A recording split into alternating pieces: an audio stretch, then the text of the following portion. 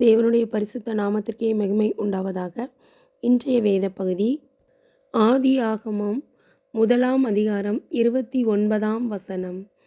பின்னும் தேவன், இதோ பூமியின் மேல் எங்கும் விதை தரும் சகலவித பூண்டுகளையும் விதை தரும் கனி மரங்களாகிய சகலவித விருட்சங்களையும் உங்களுக்கு கொடுத்தேன், அவைகள் உங்களுக்கு ஆகாரமாயிருக்க கடவது. ஆண்டவர் நமக்கு விதை தரக்கூடிய சகலவித பூண்டுகள், விதை தரக்கூடிய கனிமரங்கள், அதே மாதிரி சகலவித விருட்சங்களை ஆகாரமாக நமக்கு கொடுத்துருக்காங்க. ஆனால் நாம் இப்போ பயன்படுத்துறதில் விதை தரக்கூடிய விருட்சங்கள், விதை தரக்கூடிய பழங்களை நம்ம அதிகமாக பயன்படுத்துறதில்ல. உதாரணத்துக்கு சொல்லப்போனால் கிரேப்ஸில் விதை இல்லாத கிரேப்ஸ் வந்திருக்கு. இது மனிதனால் உருவாக்கப்பட்டது, தேவன் கொடுத்ததில்லை. இது மாதிரி நம்ம சாப்பிட்றதுக்கு பயன்படுத்தக்கூடிய அநேக காய்கறிகள், பழங்கள் எல்லாமே மனிதர்களால் உண்டாக்கப்பட்டது, தேவனால் படைக்கப்பட்டது கிடையாது.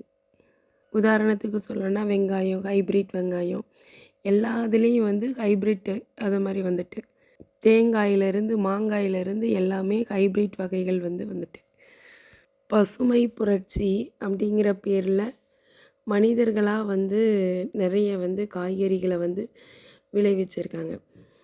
பூண்டு எடுத்துக்கிட்டால் நாட்டுப்பூடு உண்டு. நாட்டுப்பூடு நமக்கு உரிக்கிறதுக்கு சங்கடமாக இருக்குது, ரொம்ப சின்னதாக இருக்கும். அப்போ பெரிய சைஸ் பூடு உண்டு பண்ணுறாங்க. நாட்டு வெங்காயம் உரிக்க சின்னதாக இருக்கும், ஹைப்ரிட் வெங்காயம் கொஞ்சம் பெருசாக நல்லாயிருக்கும். அதே மாதிரி நெல் வகைகள்லாம், நெல் 6 மாதத்தில் விளைய வேண்டிய நெல்லை 3 மாதத்தில் விளையிற மாதிரி, அதை மாதிரி நிறைய இதை மாதிரி தாவரங்கள், தானியங்கள் எல்லாம் அதோட வாழ்நாளை விட கொஞ்சம் ஷார்ட் பீரியடில் வளர்கிற மாதிரி.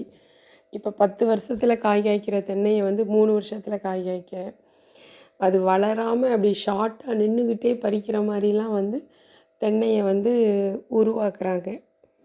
தேவனால் படைக்கப்பட்டதை நம்ம சாப்பிடும்போது நம்மளுக்கு நீண்ட ஆயுசோடு வாழ முடியும். இதை மாதிரி ஆயுள் காலம் குறைந்த நெல் வகைகள் அதை சாப்பிட்றோம். மனிதனால் உருவாக்கப்பட்ட தானியங்கள், காய்கறிகள், பறவைகள், கோழி, விலங்குகள் இதெல்லாம் சாப்பிட்றோம். இதனால் மனிதனோட ஆயுட்காலமும் குறைஞ்சி போயிடுது, நிறைய வியாதிகளும் வருது. மனிதன் பெருகக்கூடியவன். அவன் அப்போது சாப்பிடக்கூடிய பொருட்கள் விதை தரக்கூடியதை சாப்பிட்ணும். இப்போ விதை இல்லாத திராட்சையை நம்ம குழந்தைங்களுக்கு கொடுக்கக்கூடாது. அவங்க பெருகக்கூடியவங்க, அவங்களுக்கு விதையுள்ள நாட்டு திராட்சைகளை வாங்கி கொடுக்கணும்.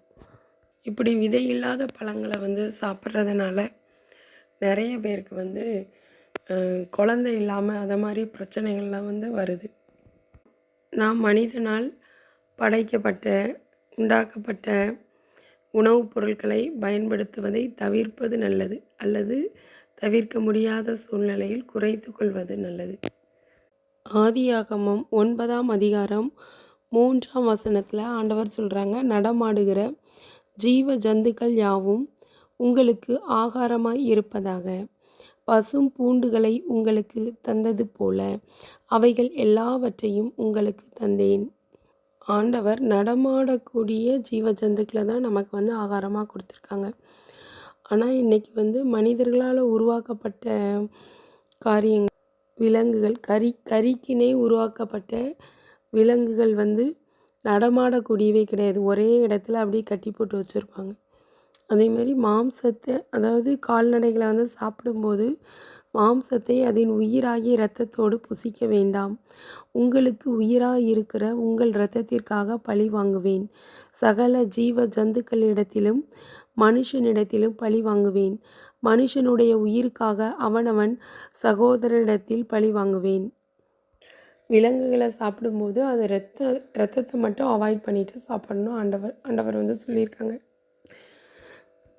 ஆண்டவர் உங்களை ஆசீர்வதிப்பாராக. ஆமென். இந்த வசனம் உங்களுக்கு ஆசீர்வாதமாக இருந்ததுன்னா லைக் பண்ணுங்கள், ஷேர் பண்ணுங்கள், சப்ஸ்கிரைப் பண்ணுங்கள்.